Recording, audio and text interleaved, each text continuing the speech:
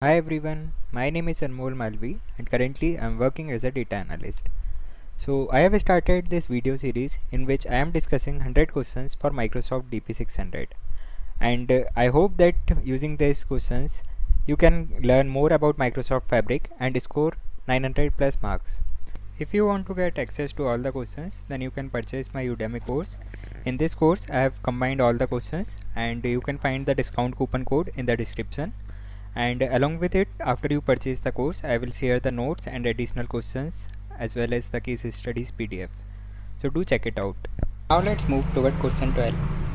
So it says you have a Fabric tenant which contain a workspace named workspace 1 and a workspace 1 is assigned to a Fabric capacity.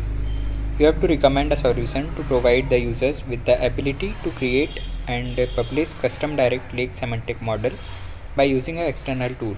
The solution must follow the principle of least privilege.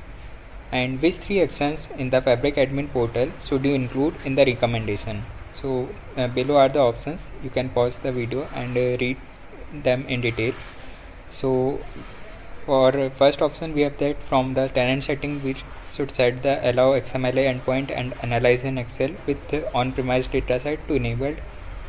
For the second option, again in tenant setting we should set allow Azure Active Directory guest user access to Microsoft Fabric to enable. Then again in a tenant setting, select users can edit data models in the Power BI service. For option 4, we have from the capacity setting set XMLA endpoint to read write. For option E, from the tenant setting set users can create Fabric items to enable. And the last option is from the tenant setting enable publish to web. So you can pause the video and reread the question. Next we will move to the correct answer. So the correct answer is option A, D and E, and I have also written the explanation for each the option. You can pause and read out them in detail. So the correct answer is A, D and E for the question 12. I have also created a PDF for all these questions. So if you want to get this PDF, then you can reach out to me on LinkedIn.